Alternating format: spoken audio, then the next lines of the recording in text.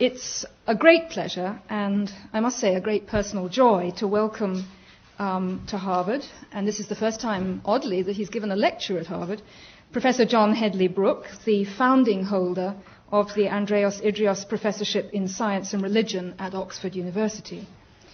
John and I have known each other for, I think, 30 years. We both taught at Lancaster University, where John taught in the history department for 30 years.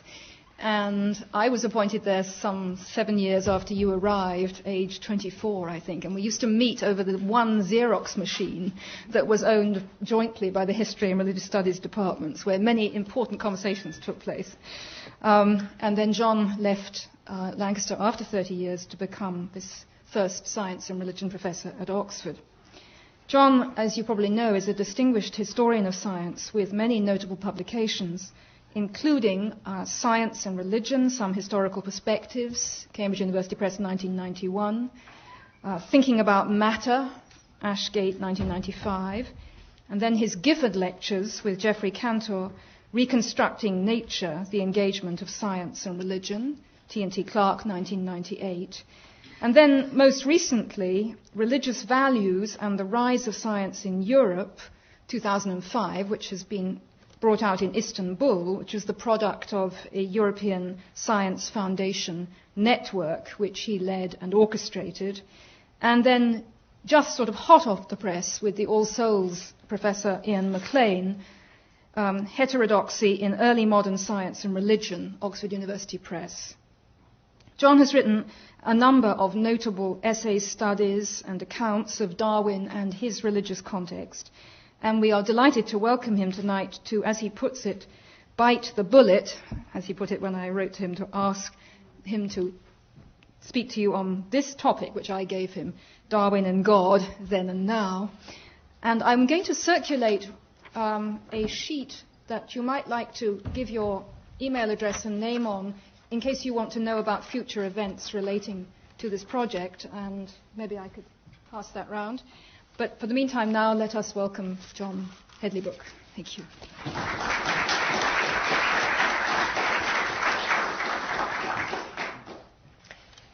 It is a great honour to be here with you, and thank you, Sarah, for that very warm welcome.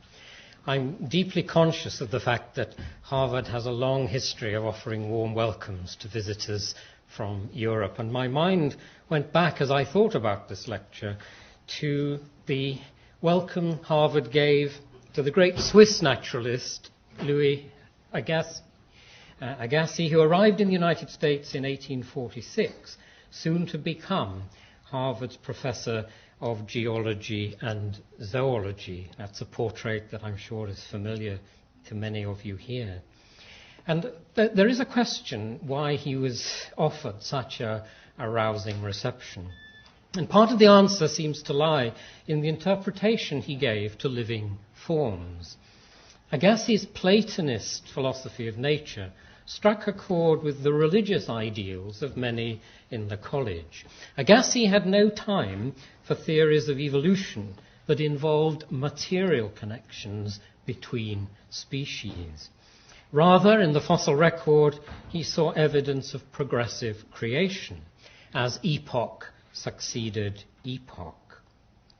Living things were the instantiation of ideas in the mind of the Creator. As he once put it, there will be no scientific evidence of God's working in nature until naturalists have shown that the whole creation is the expression of thought and not the product of physical agents.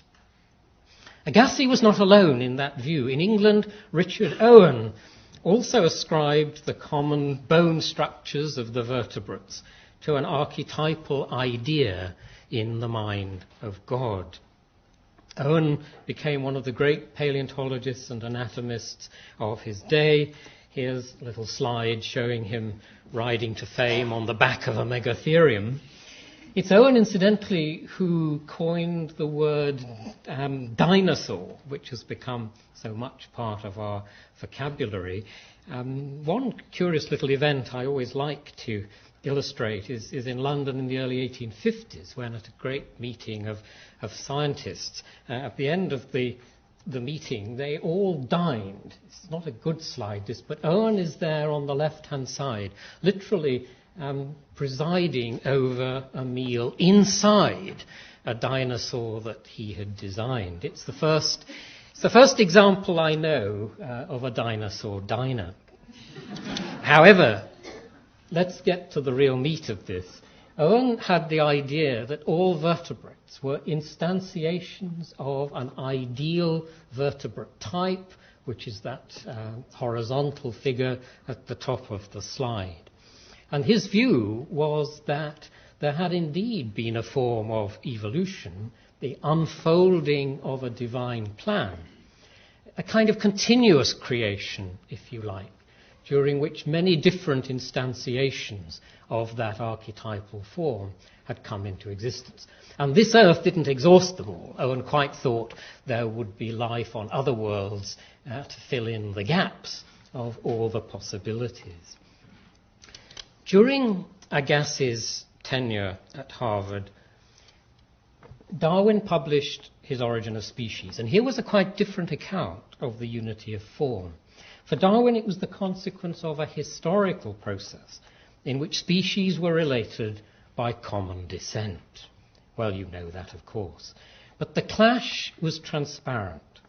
Whereas Agassiz proclaimed that the intervention of a creator is displayed in every stage of the history of the world, Darwin's mechanism of natural selection required no such intervention.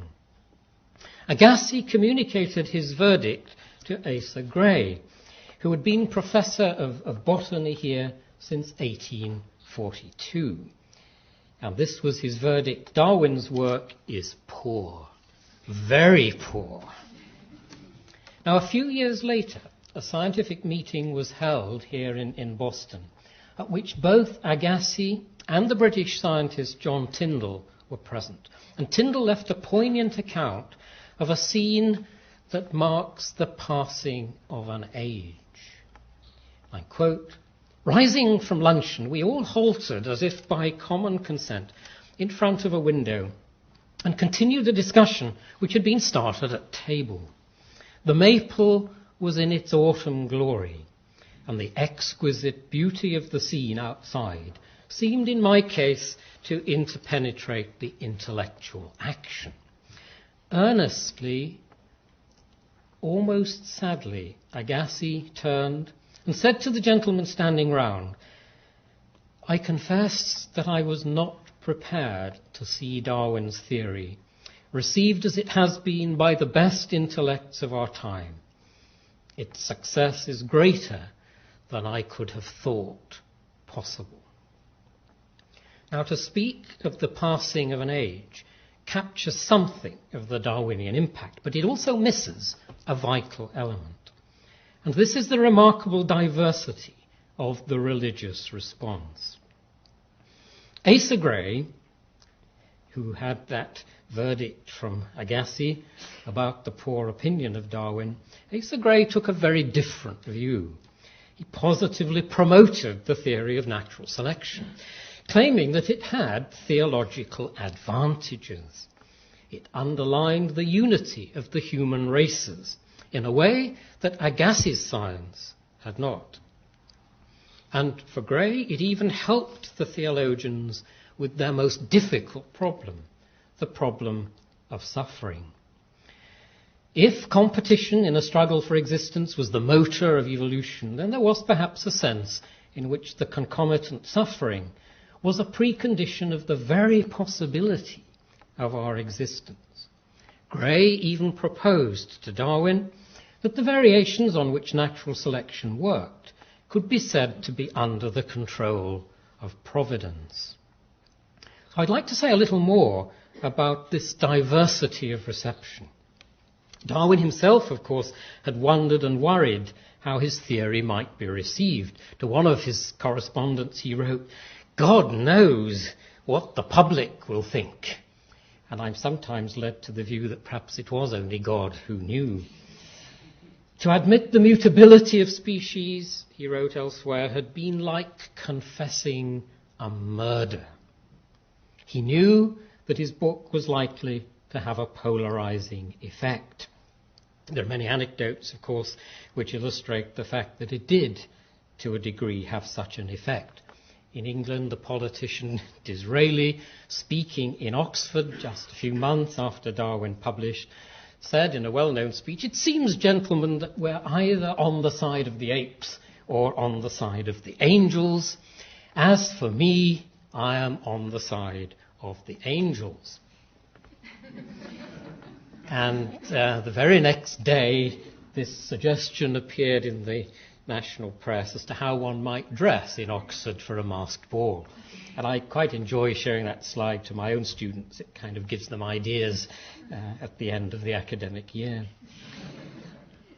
Now, the threat to human dignity that so worried Samuel Wilberforce, the Bishop of Oxford, was often captured in cartoons.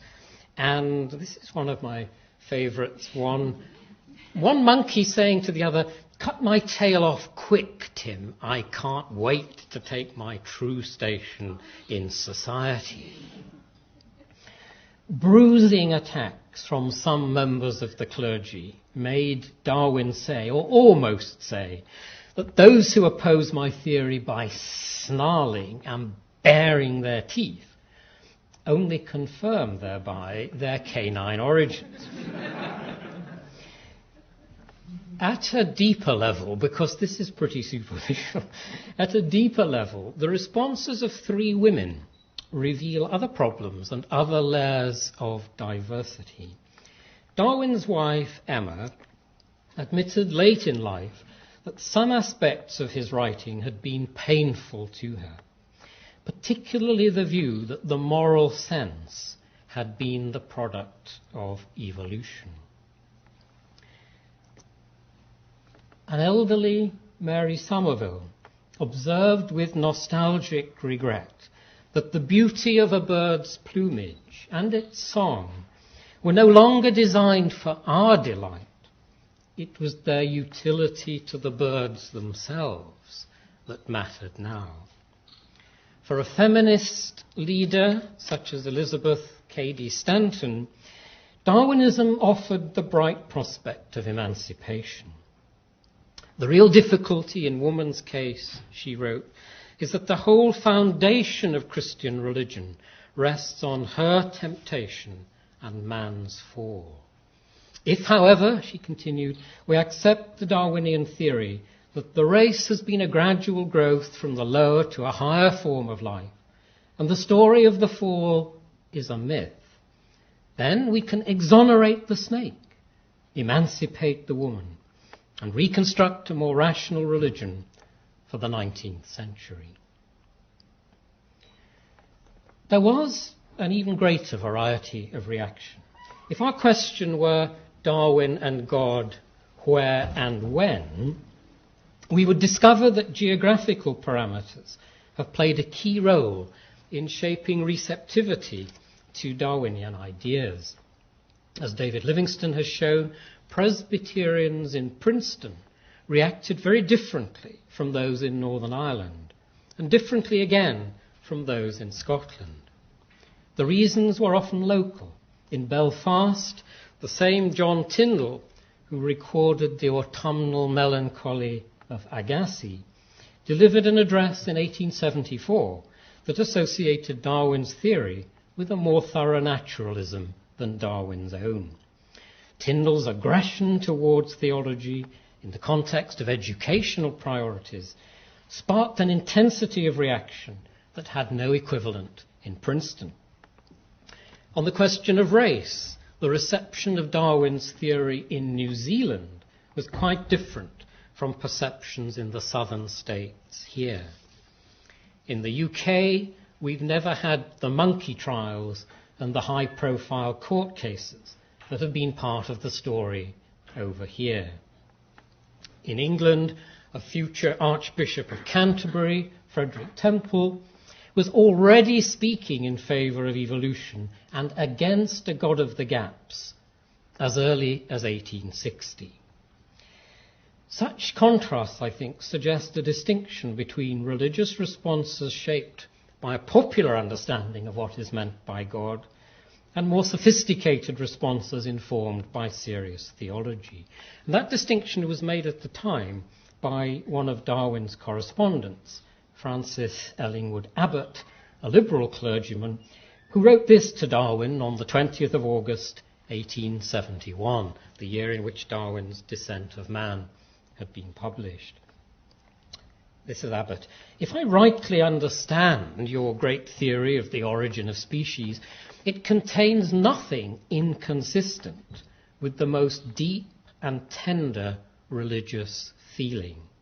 It certainly conflicts with the popular notion of God, but it seems to me to harmonize thoroughly with the enlightened ideas concerning him held by all the highly cultured minds of today. And for one, I feel that you've done a vast service to true religion by your labours. By the close of the 19th century, this was not such an uncommon view. In England, the Oxford theologian Aubrey Moore declared that under the guise of a foe, Darwin had done the work of a friend. And what he meant by that was that Christianity had been liberated from a kind of naive image of an interfering God. And the consequence was that Christianity, in his view anyway, could be protected from a deistic travesty in which God was active only when interfering in the natural order. And that, for Moore, was a travesty of Christianity.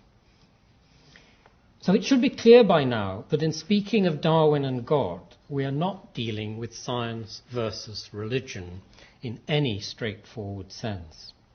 In some ways and in some places, the debate is more polarized now than it was then. And please excuse me if I show a cartoon which is not really in the best possible taste. I hope that some of you will be able to read that. It's actually showing an encounter between a patient and his doctor. And the doctor has to break the bad news that the patient is suffering from TB. And the patient, of course, is anxious to know what the prognosis might be. And the doctor says, well, it all depends. Are you a creationist? Which is a rather perplexing question in that context. Except that he's then told that his improvement, his recovery, is going to depend on how he's treated.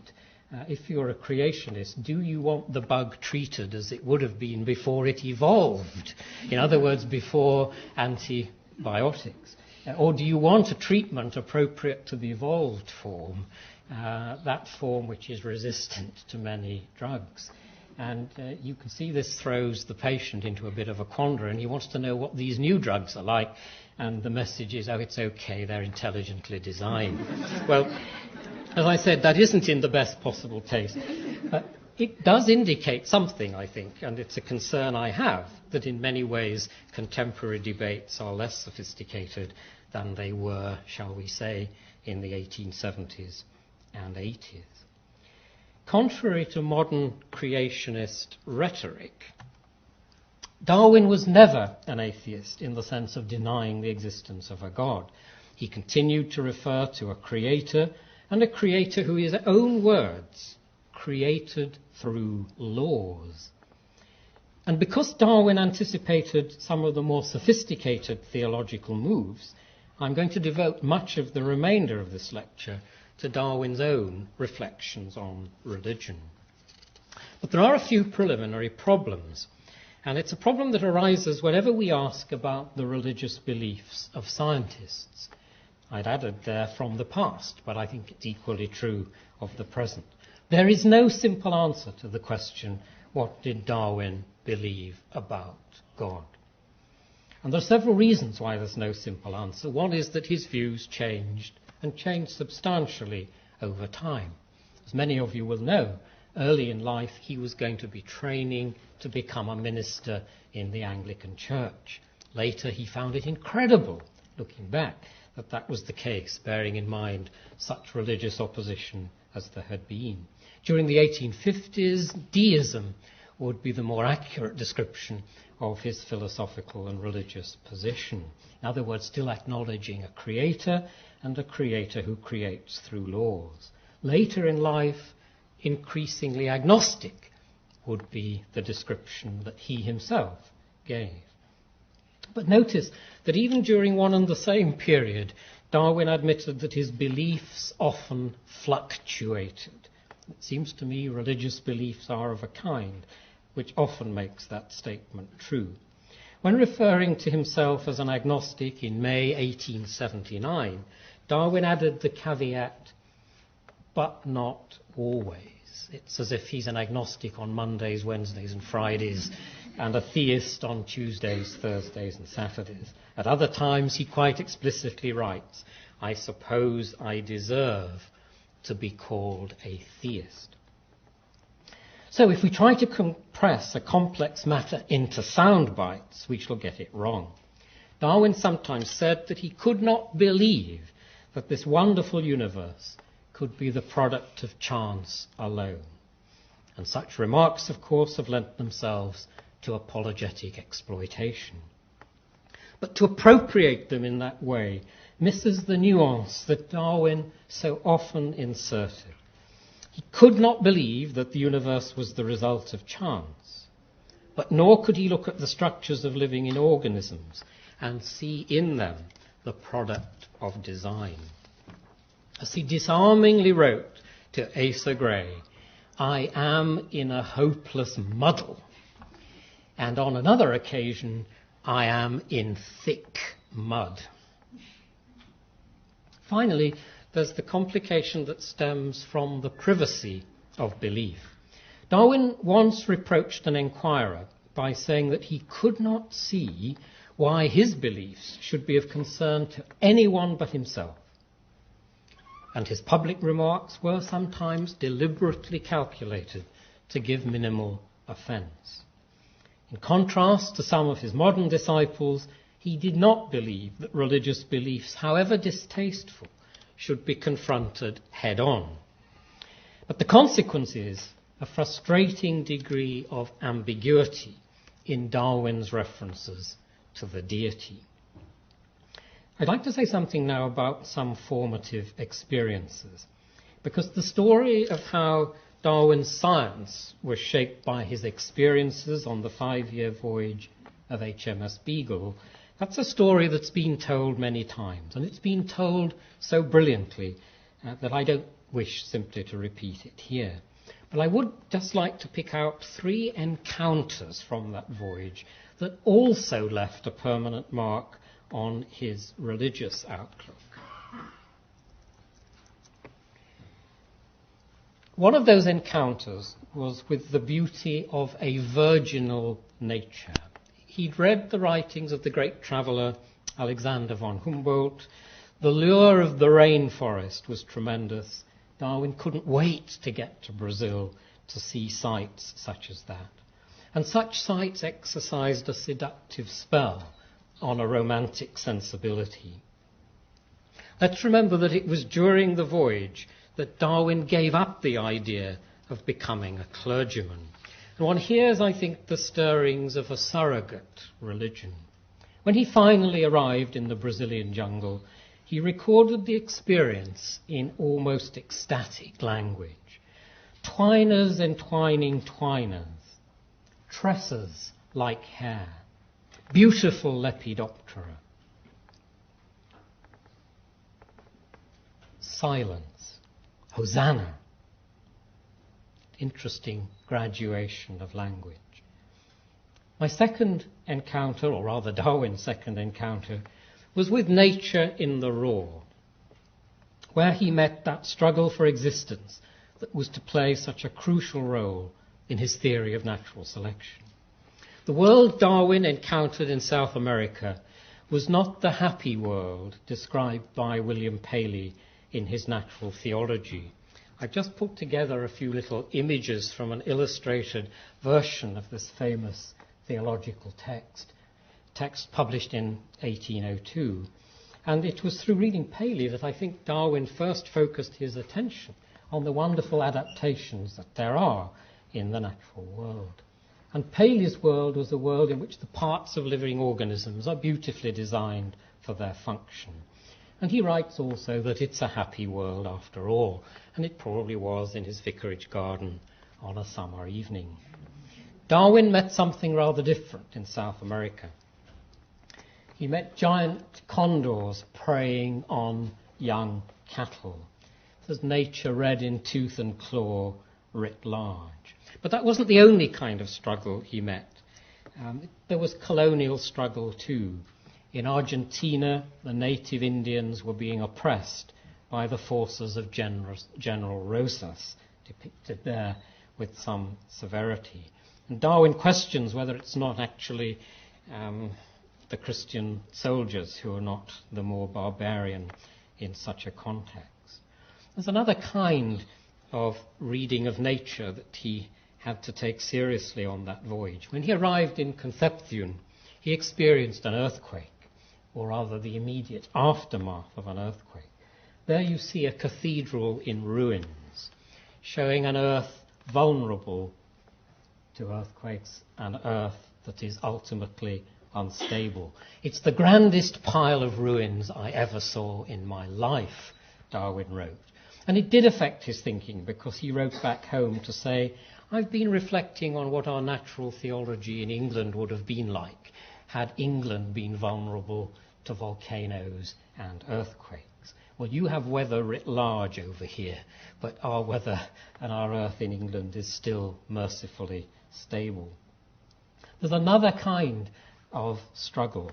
Darwin encountered it when he visited the very southern tip of South America, the inhospitable world of the Tierra del Fuego, where the natives managed to eke out a meagre existence in one of the most inhospitable climates on Earth.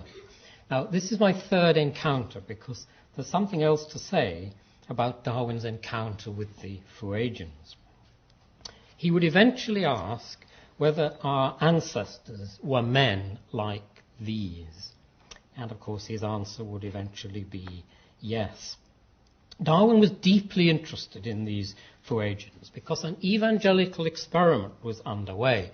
The captain of the Beagle, Robert Fitzroy, had captured some Fuegians on an earlier visit, taken them back to England, civilized them, Christianized them, baptized them even. Here they are in their Sunday best. The rather striking figure at the foot of that slide was christened York Minster, which I think captures the sense of what this was all about, because Fitzroy was taking them back to the Tierra del Fuego to evangelize their own kith and kin. Darwin was intrigued about the whole experiment. He was also a little alarmed because he was told that the Fuegians were cannibals. Not only that, but that they preferred to eat their wives rather than their dogs, because their dogs were at least useful. That's what he was told. I have to say, I'm sure this was not exactly true, but there were jokes on board ship. However, the missionary accompanying this experiment did have to flee for his life, and one has to report that the experiment turned into something of a disaster. But it left two big questions in Darwin's mind: how thin the veneer of civilization might be, and more crucially, whether it's possible definitively to differentiate between animal and human life. When he left England, he had made notes to the effect that his cousin, Hensley Wedgwood, had said there was one criterion that really would enable one to achieve a definitive differentiation. And Hensley Wedgwood's point was that only in humans is there a sense of God, and this sense of God is universally distributed. Darwin was watching the Fuegians very carefully. When he went to Australia, he observed the natives too, very carefully, and concluded, as he wrote in his diary later, how little this religious sense is visible in a Fuegian or an Australian. Darwin returned to that formative experience and that formative problem many times, especially when he wrote on religion in his Descent of Man. It would seem that that one crucial criterion was itself inadequate. I turn now to a theological question raised by Darwin's work. His study of variation and his conception of natural selection were products of the 2 years that followed his return to England. As with Alfred Russel Wallace later, and it's a remarkable coincidence, the reading of Malthus's essay on population triggered the realization that in a fiercely competitive struggle, favourable variations would tend to be preserved, unfavourable ones destroyed. Darwin's use of the phrase natural selection raised a theological question for this reason. The metaphor of selection was substantiated by reference to the role of human breeders in selecting for the characteristics they wished to enhance in cattle, dogs, or pigeons. If domestic breeders could effect such changes in a short span of time, how much more might not nature achieve given eons of time? Now, pigeons in particular gave a boost to Darwin's rhetoric in The Origin of Species. And he writes that unless he knew that all the varieties produced by the pigeon fanciers were derived from the common rock pigeon, even a well-trained ornithologist would be inclined to categorize them as separate species. And there many of them are. But this is the question. If human intelligence intervenes in the practices of the domestic breeder, might there not, by analogy, be a selector with a capital S working through natural processes? And for some of Darwin's contemporaries, this seemed a reasonable enough inference, and for them it took the sting out of the theory. But it was not Darwin's view. To postulate a selector other than the course of nature was to miss the point, conjuring up the image of a god as a micromanager of the evolutionary process. It's an image that Darwin steadfastly resisted. So my next question is why? Why does Darwin refuse to countenance the possibility of a selector working through nature? It seemed obvious to me that his resistance had something to do with the loss of his Christian faith. But then a further question arises.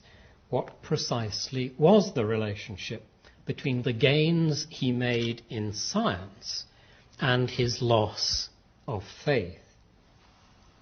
At this point in the literature, we often find one of two extreme positions. Either it was his science that destroyed his faith, or it was his loss of faith that made possible his radical science.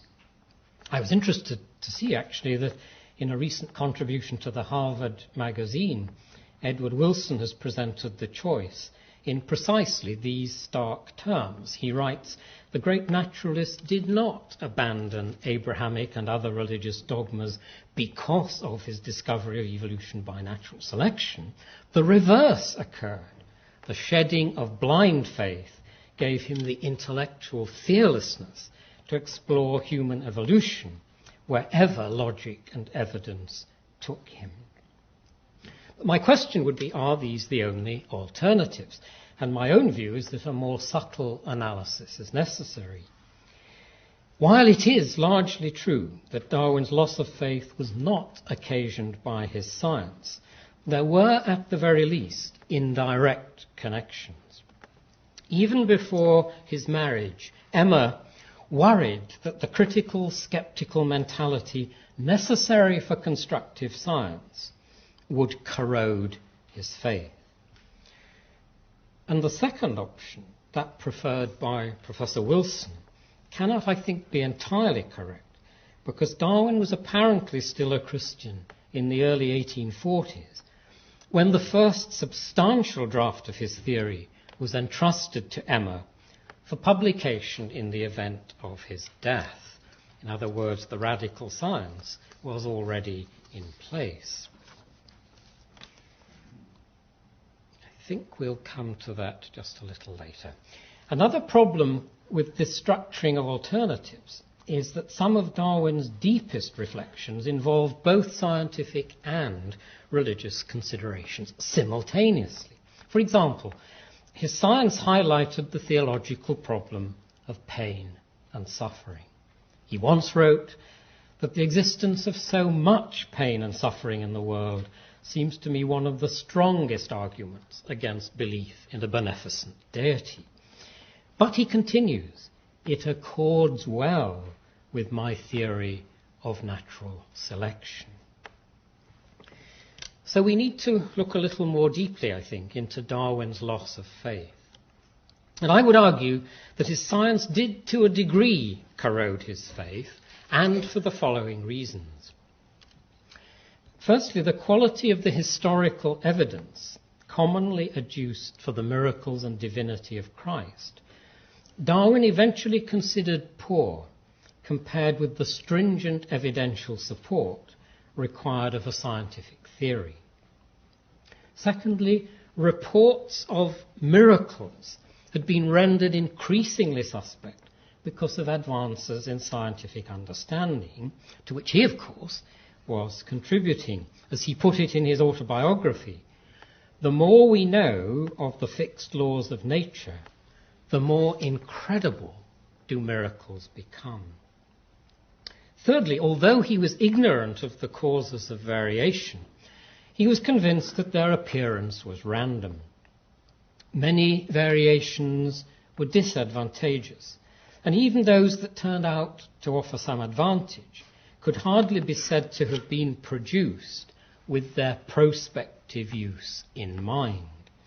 And it was on precisely this point that Darwin and Asa Gray parted company. Gray's advice to Darwin was that until such time as the cause of variation was understood, it would be wise to ascribe it to providence. This is one reason why Gray felt no dissonance between natural selection and natural theology. He could interpret the variations as having been led in a propitious direction. Darwin dissented, arguing that because a builder happened to use a pile of available stones to build a house, it in no way followed that the stones had come into being in order that he could build that house. And with analogies of that kind, purposiveness was read out of the story. And Gray, incidentally, had to concede that he had no answer, except to say, and there's surely a lesson here for some, that the perception of design is ultimately a matter of faith. Darwin's science did contribute to his agnosticism, and in one further respect. I've already referred to his conviction that the universe as a whole could not be the product of chance. But in another of his many captivating nuances, Darwin would add that there were reasons why he should not trust even his own convictions. If the human mind itself was the product of evolution, what guarantees were there that it was equipped to deal with such metaphysical and theological niceties? So, having identified those corrosive aspects of his science, I would still want to say that some of the more interesting reasons for his agnosticism had nothing to do with his theory and could indeed have been shared by many of his contemporaries. And to that extent, I certainly agree with Professor Wilson. So a few thoughts on the existential grounds of religious doubt. Darwin shared with many of his Victorian contemporaries a moral revolt against the way certain Christian doctrines were formulated. That was particularly true of the doctrine of eternal damnation. It is, he wrote on one occasion, a damnable doctrine. The strongest words that Darwin ever used to attack Christianity were in precisely this context. I cannot understand why anybody would even wish Christianity to be true. It is a damnable doctrine. That statement, incidentally, deeply offended his wife, Emma, who felt that he was falling into a caricature. But no doubt Christian doctrine had been preached, certainly in his Cambridge days, in such a way. The reason it's a pressing matter is that more or less every member of his family was a dissenter, was one of the goats rather than one of the sheep. This included, of course, his father. Oh, sorry, that won't do. A rather less handsome figure there. In fact, the biggest man I ever saw was how Darwin described him. Well, yes, an auspicious father in many ways. It was said that he owned half of Shrewsbury and knew the medical secrets of all the rest. When Darwin's father, Robert, died in the late 1840s, it somehow brought back to Charles this dreadful problem. What is the fate of those like his grandfather, Erasmus Darwin, another evolutionist, incidentally? What about his brother, Erasmus, an explicit atheist? What about his father, who thought religion was just for women? We've already seen how he was affected by the realization that an innate sense of God was not universal. As he experienced and studied other cultures, Darwin found it impossible to accept the idea of a unique revelation. The ignorance of the biblical writers was transparent to him, and the relationship of New to Old Testament he found incongruous. As James Moore has shown, Darwin was also deeply affected by the death early in 1851 of his 10-year-old daughter Annie. The letters that passed between Charles and Emma as Annie gradually lost her private battle for existence are deeply moving, and I swear they bring tears to your eyes. Even as late as 1851, in distress and under duress, Darwin still invoked the name of God in his most intimate correspondence.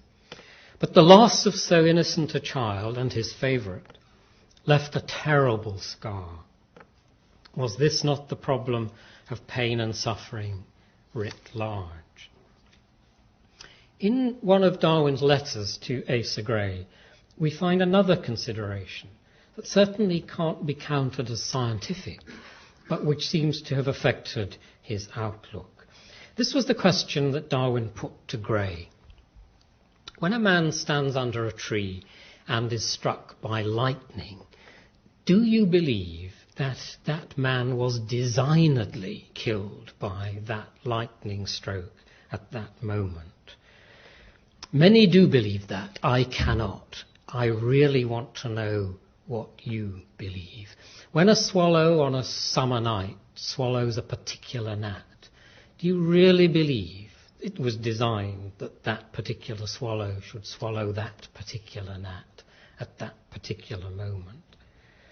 The particularities, the contingencies, the accidents of both human and non-human life, the absence of any intelligible pattern in such events, I think made belief in providence extremely difficult to Darwin, if not impossible. Well, this lecture was titled Darwin and God, Now and Then, or Then and Now, so it's time we had some now. Much, of course, has changed. I doubt that a latter-day Agassiz would be quite as welcome to Harvard scientists if he were to defend a Christian Platonism.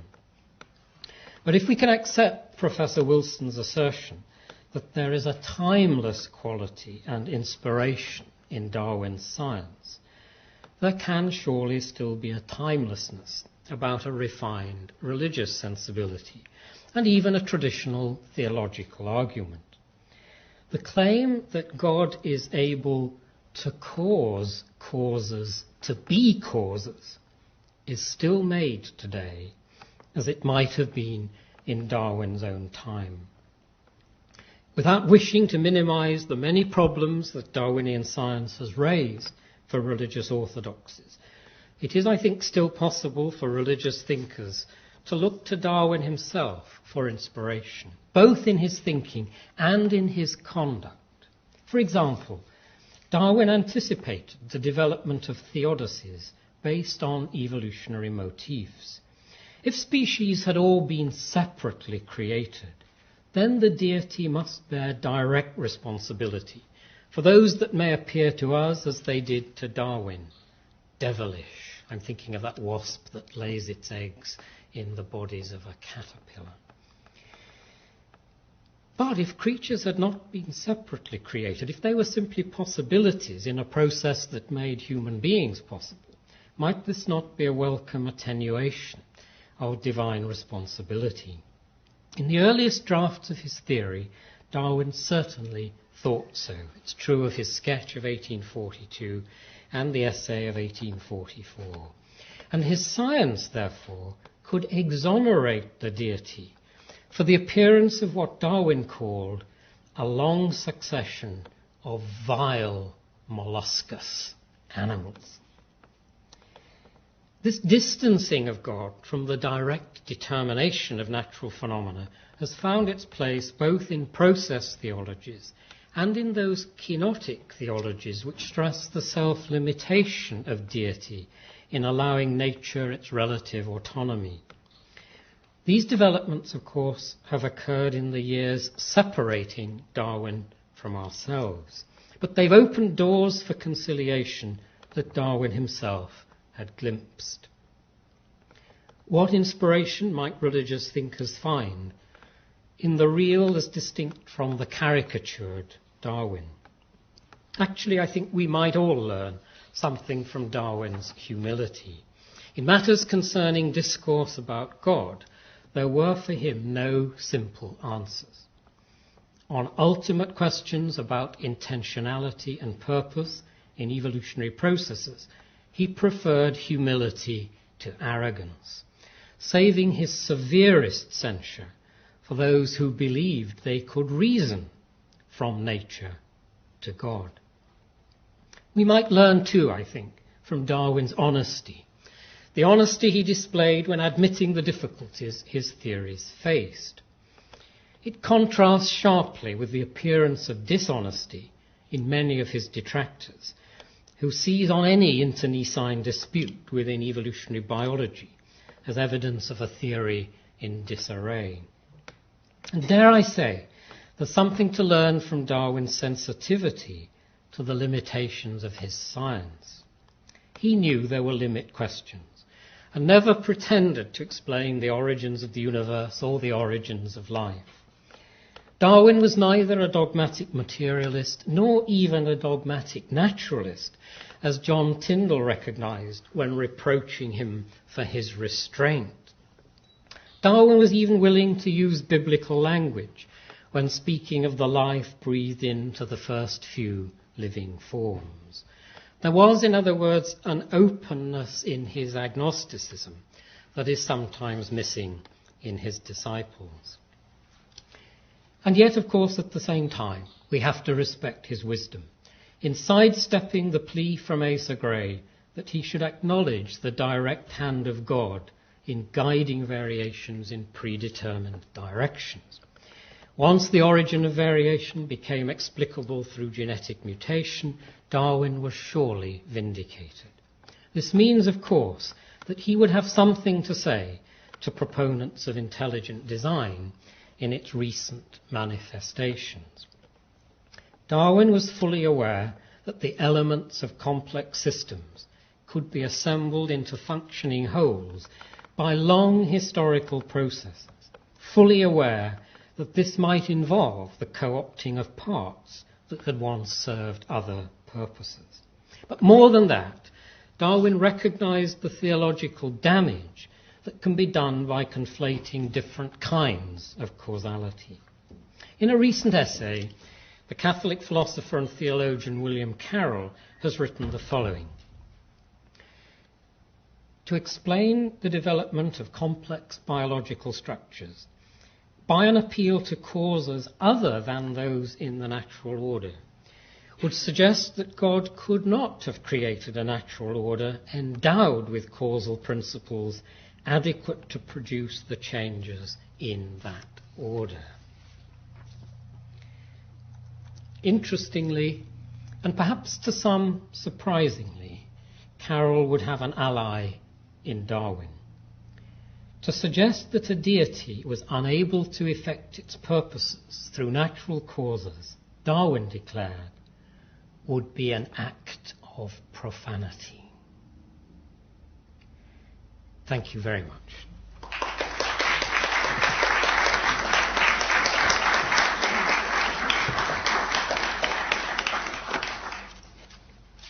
Thank you, John, very much for a fascinating, complicated account. We can take about 10 minutes of questions, and I believe we have a kind helper here to take the microphone to anyone who wishes to ask a question. Somebody over here. I'll let you. Yes.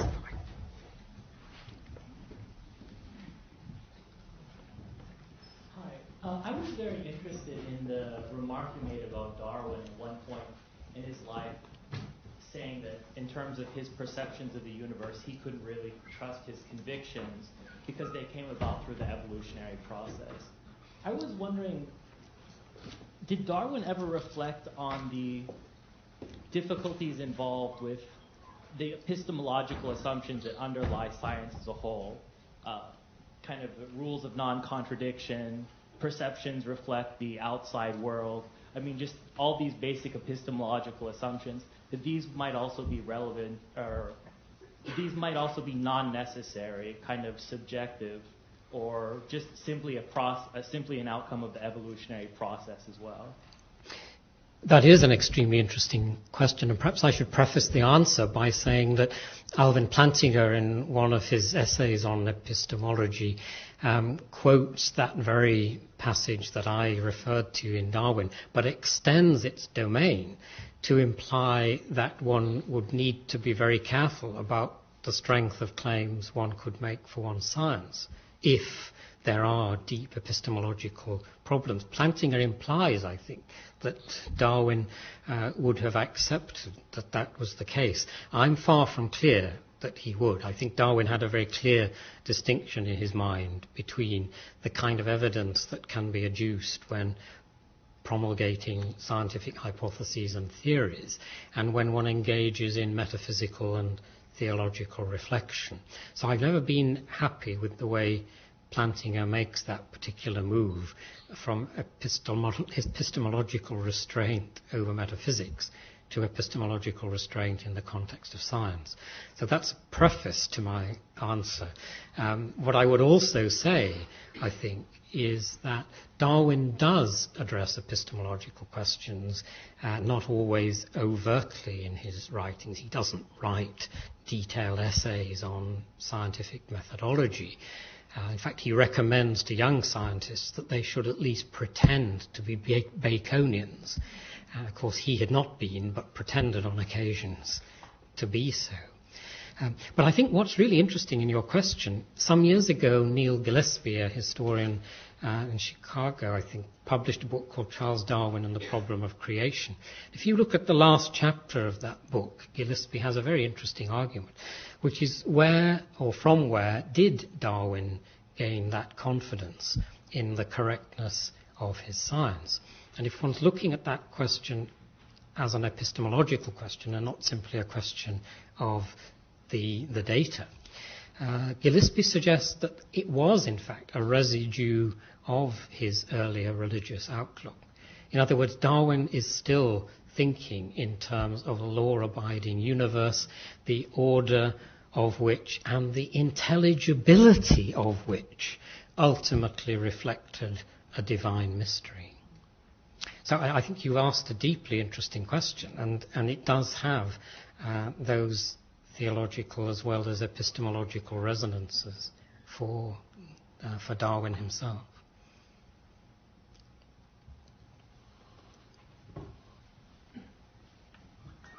At the time that Darwin lived in England, there were several German scholars working on similar evolutionary systems too, and they were explicitly theological.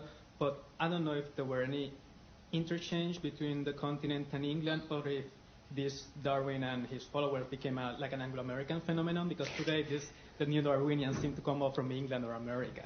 So I don't know, this became an international phenomenon or just an Anglo-American one?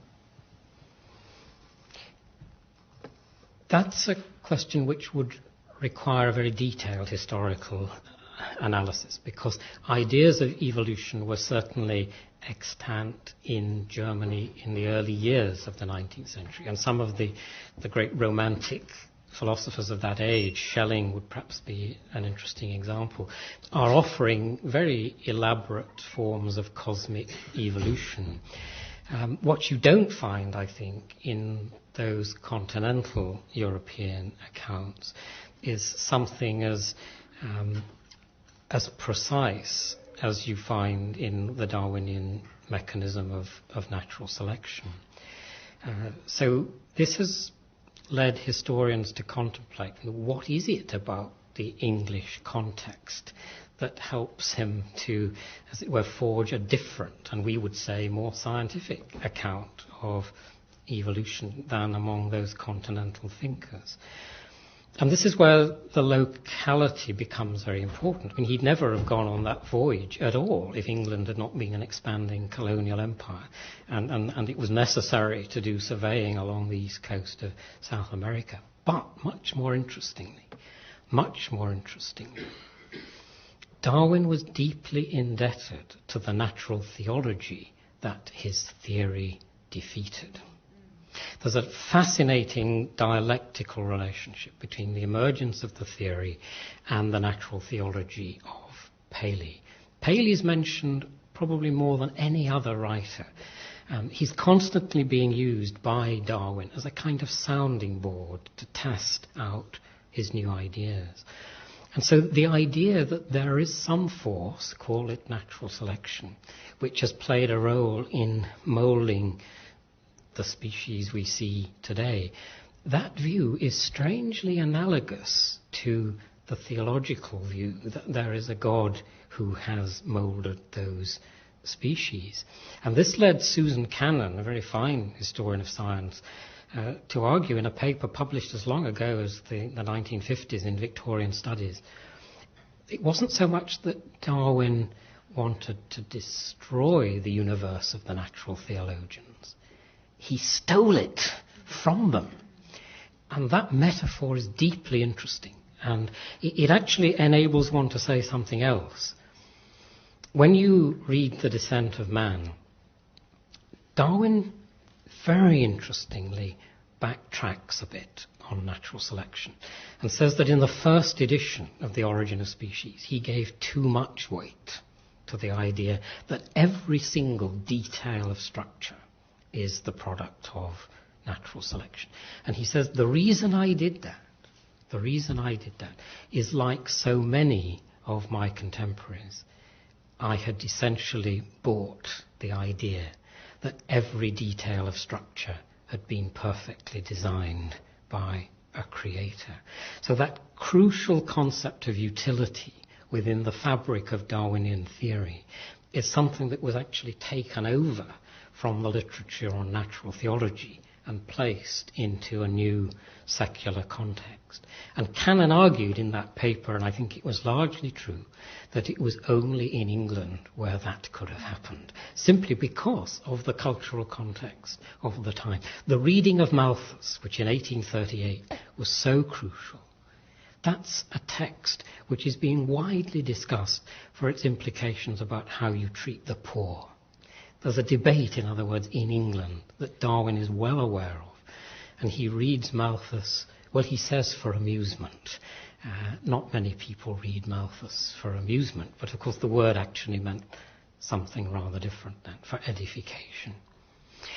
That only partially answers what is a question that deserves a much fuller account. But by and large, the German Romantic accounts of evolution were much more vitalistic. There are forces within nature which propel the whole process. It's not as if there is this constant struggle for existence with natural selection weeding out the weak from the strong.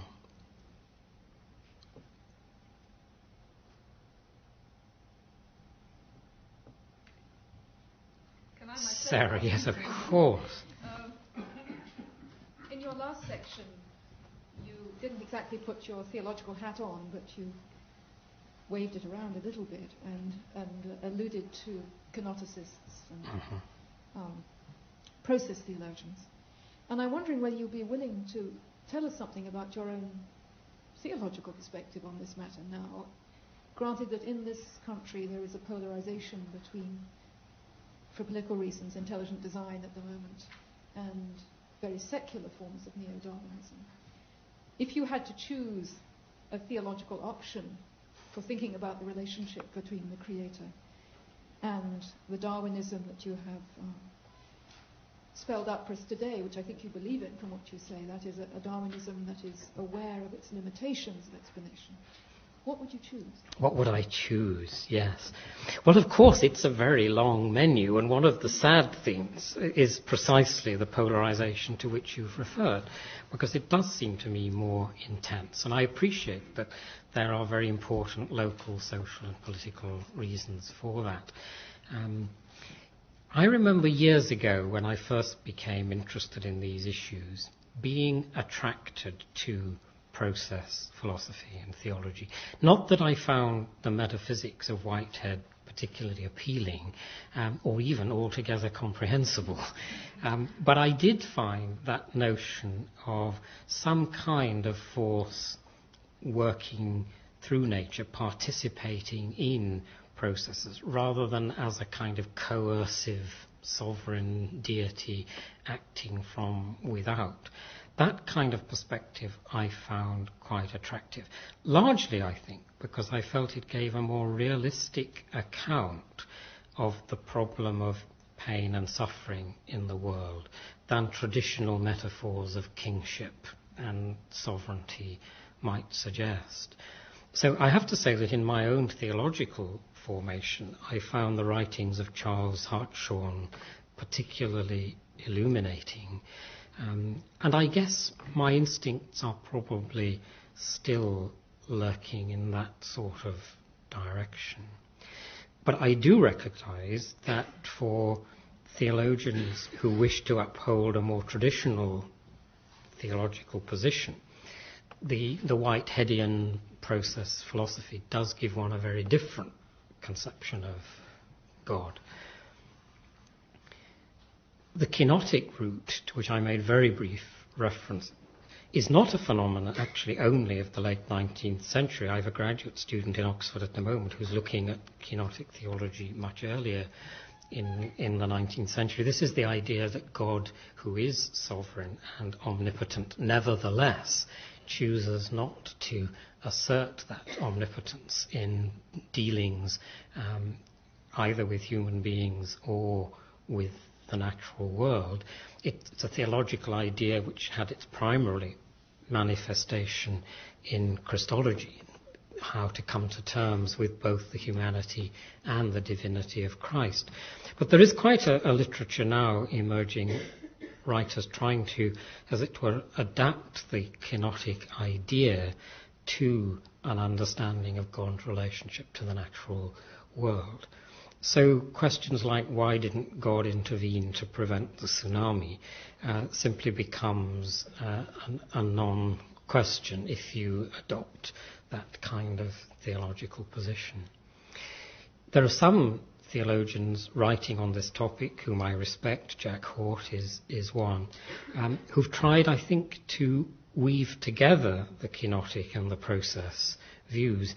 Whether they are strictly logically consistent, those two positions, I would, I think, have some doubts about. That's not a very open answer to your question, Sarah, but my instincts are in the direction of process theology.